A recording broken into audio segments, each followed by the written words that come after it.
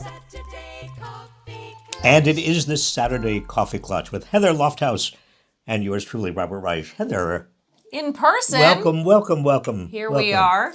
A lot of stuff is going on this week, and a lot of people are very confused about it. Not the least, the report that was issued by the special counsel Robert Hur. I forgot his name. Is that because I'm old? Oh, here we go. He will remind you that you forgot his name. Well, he will. And, let me just say right out, I am a little suspicious. I'm not paranoid, but I'm a little suspicious that Hur is a Trump appointee. He was in the Trump Justice Department. He maybe put this little notion in about Biden being old and forgetful, and his memory is not good enough to take to a jury.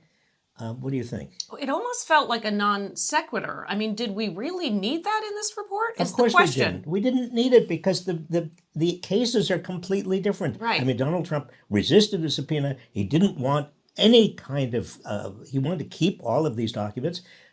Biden, the minute he knew that there was a problem, the minute he knew that he had the documents, he immediately I know. gave them to the government. So I know. why go through this complicated Well, issue it's of... it's ops, research and making him look bad. Well, do you think it's 101. that? Do you think it's I think that? it's that.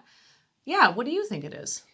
Well, I'd rather not think that. I would rather believe, probably the last person in America, to Right. believe that maybe people have integrity in government, even if they're Republicans.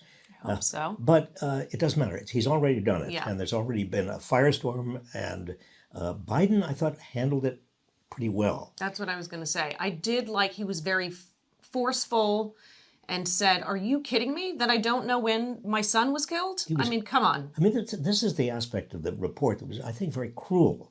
Not only saying that he, a jury would not believe him because he's old and infirm and he has memory loss, but also he didn't even remember when his son was killed or died. Died of brain cancer. But that was more, he claims, he said, I'm not answering that, or I don't know, or I don't want to talk about it. Moving on, And also we have to remember that he had a stutter. I know there is some speech stuff, right? I mean, I don't know what it is.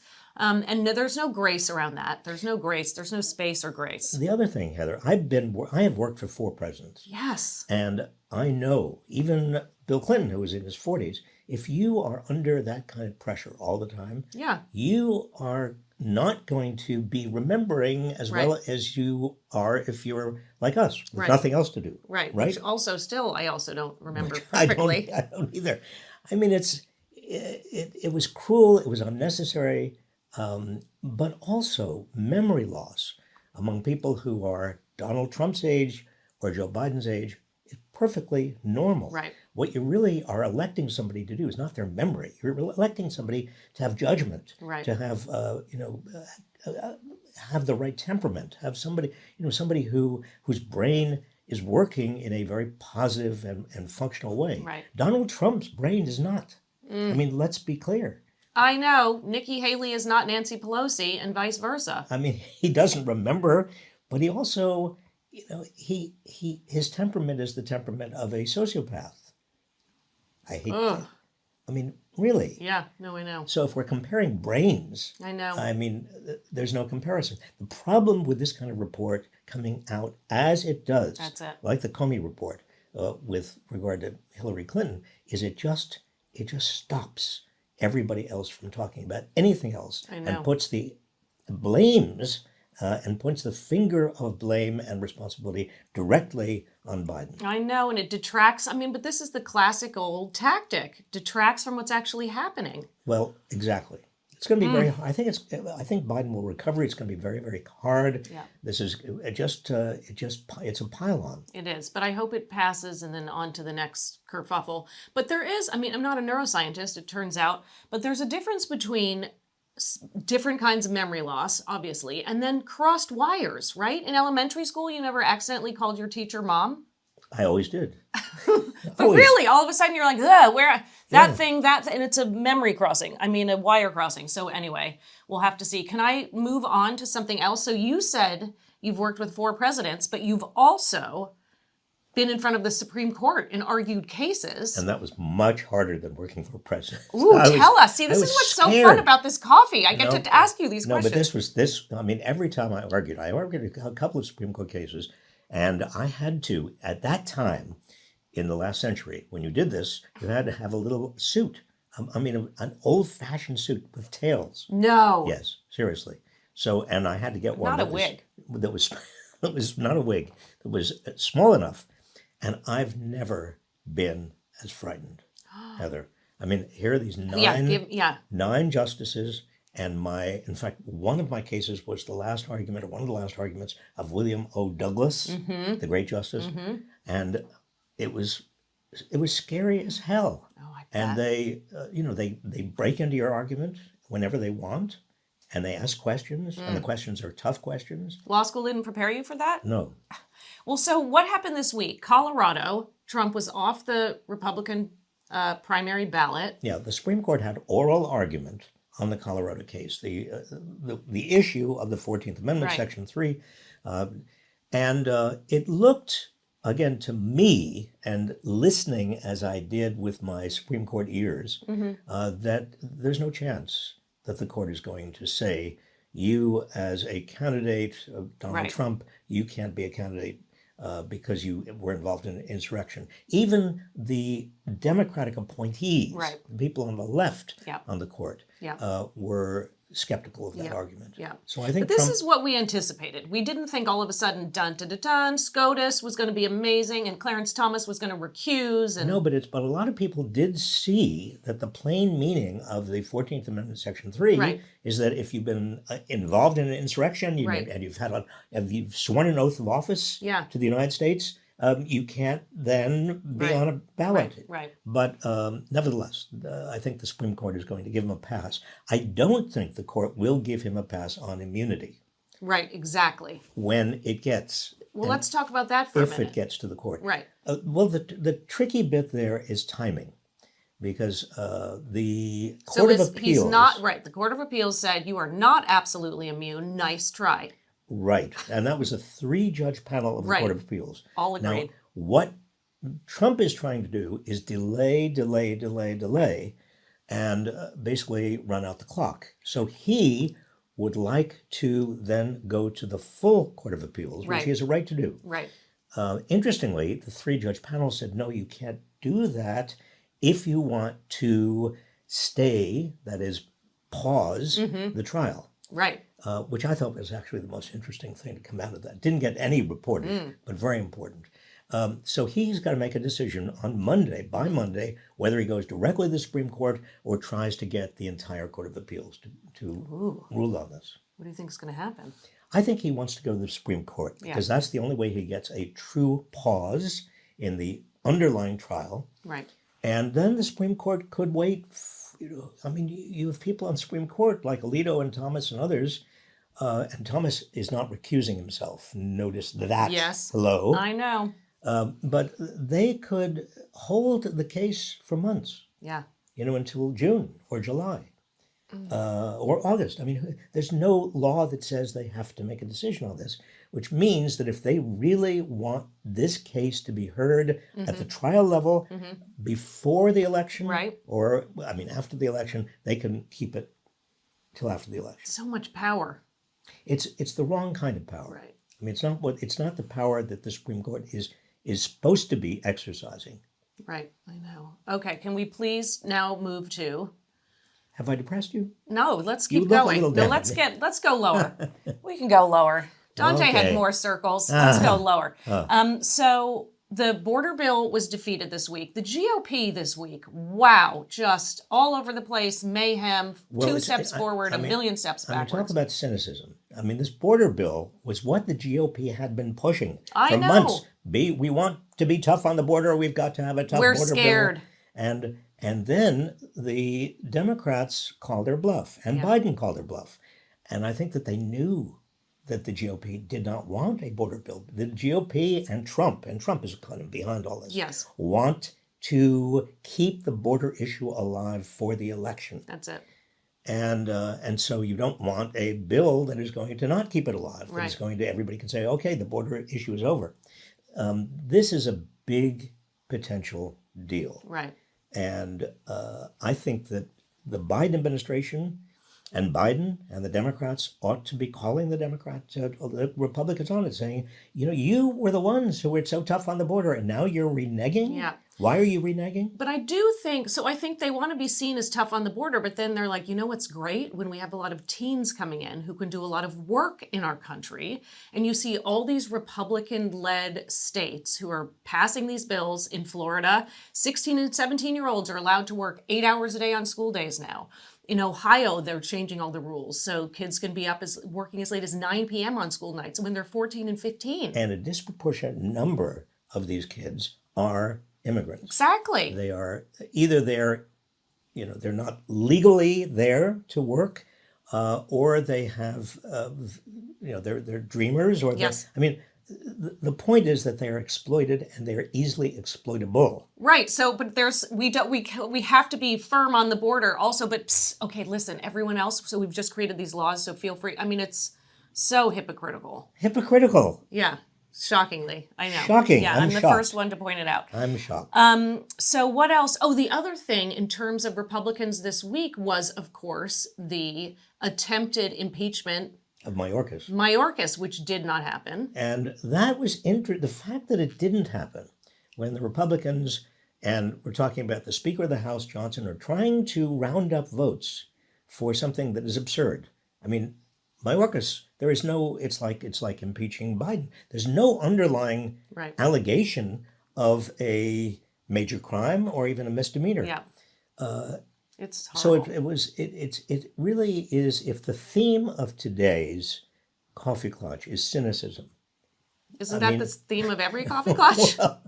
It should. I mean, I'm Extra, sorry, uber cynicism. but it does invite a certain I know. degree of cynicism. And you saw Al Green came in his hospital garb. It was like the knight in shining wheelchair. But he didn't want to be seen as that. He just said, look, I Ubered in from the hospital and I believe in this man and I believe in democracy and this is wacky. So yeah, I'm going to come here, vote, and then I got to get back to my hospital bed and my IV drip. It's wild. Well, it is wild. And I think the bottom line is that the House Republicans are not only cynical and not only playing a game, Yeah. but they're not even playing it well. They're playing it terribly. But this is where I think you would say and other people would say, okay, dun dun dun dun, now it's time for Democrats to have some messaging on this. Perfect. You would think. So doesn't this seem like an opportunity where it's so, and I've seen a million Substacks and people saying, look at the dysfunction and it's mayhem and it's terrible, and then try and follow this list of how it's going. Well, there is, remember the fog of war? Mm-hmm. This is a form of fog of war. And the Republicans are playing this fog strategy fairly well. Yeah. Because you've got so much going on. It's so hard for the average person to keep track of all of the levels of this game. Right. The Supreme Court, the Court of Appeals, Right. What's happening on the Hill, in the House, that I think a lot of people just say, I am tuned out. I don't want to know. I just want to go about my own business. Yeah. That politics is so horrible and rotten.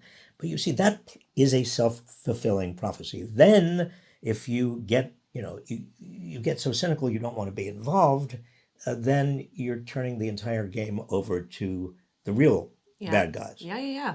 And the press's role in all this, I mean, we say this a lot, but it's really significant and obscene.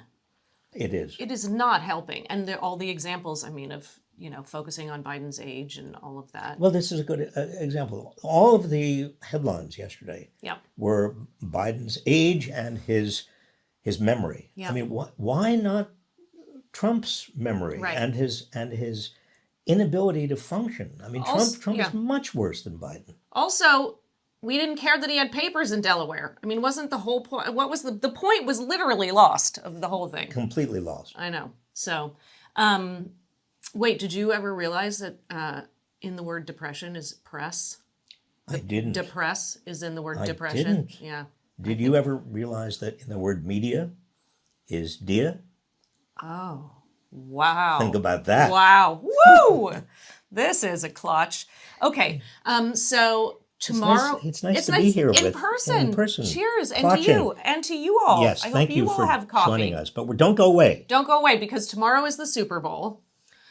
Oh, get your 7-layer dip and your whatever you're going to have Super out. Bowl Sunday. Now, when I last looked at the what were the tickets were going for $88,600 each, the scalping tickets, and that's most of the tickets now. This is a racket and And corporate mayhem. And now, guess what is Taylor Swift's suite? What's the cost of her suite of the game? Oh, poor Taylor. I know. I don't want to pick on her. Well, what's the cost of her private jet getting there? That's what everyone else is talking about. But her suite, something tells me it's not a cool $250. No, it's not a cool. It's a hot $2.5 million suite. But is that all you can eat buffet? But that's a shrimp. You get a shrimp cocktail. One shrimp cocktail. And then you get a little eggnog. $2.5 million. But that's not one just suite. Well, but there are a lot of suites. This is in Las Vegas. There are a lot of suites that are going for $2.5 million. But the mini suites are for $180,000. Mini suite. How many do you even? This is wild to me. Now, but well, it's it's also, wild. I'll tell you, yeah, Heather, it's wild because it's sort of connected to what we're talking about in the political realm, because the Super Bowl is thought of as the game for everybody, right? Yeah. But American football. But to get Concussions for all. To get there, I mean, the cost of getting there and getting a hotel room and getting insane. a seat, even if you're not in a suite. No. This is not America. No, it's not. But a lot of Americans will be watching it at home. And Taylor Swift dating Travis Kelce is, talk about the press. It is all over the place. I don't know how anyone can try and function and play as an athlete. They got to block it all out. And the conspiracy theories abound. About Taylor. The PSYOPs division of the Pentagon is creating who she is, and then so they're getting Biden elected in the NFL, and of course George Soros is behind half of it because he has a plan. Are you tracking all this? It's Isn't wild. It amazing? It really is. It's so ridiculous. So so who's going to win? Oh, this is not easy. I don't know. I have a lot of friends who I might piss off here. Well, but I live in the Bay Area. It's got to be San Francisco. Yeah, exactly. I live in the Bay Area, It's so gotta that's. Be. Excuse us. We are both from the Bay Area. Oh, yeah, we are right now in the Bay Area. Yeah. The 49ers are just, But over I there. do like an underdog. Yeah. Sometimes. I grew up in Los Angeles and Atlanta. So we used to watch the Falcons, who turns out are not in the Super Bowl. And rarely are. Well, listen, I can top you. Oh, yeah. Because I grew up outside New York City. Mm-hmm. And my team was the Giants. Ooh. That's sort of ironic, given who I am. Yeah. Yes, the Giants. Yeah. And then they left. Yeah, they abandoned you. They left, and it was just horrible. I remember the Dodgers left. That's what the Dodgers came to me. I was in LA, so thank you for that one. Well, I didn't intend it to happen. I know, but this is what happens. It turns out there's money behind sports. I'm not sure if you got the memo. No. Yeah. Right. And that's one other thing we should put in a plug for we have a great video we'll be putting it out about stadiums in cities and how they are built and how they take tax dollars and who are they making richer. They are not providing thousands of amazing services for the average Joes and Josephines. Well, they are justified. All those tax dollars going to new stadiums are justified on the basis of more jobs. But actually, when you do the math and you look at the data, it turns out that the beneficiaries are not the taxpayers and not the typical taxpayers. The beneficiaries are at the top. At the top, per usual.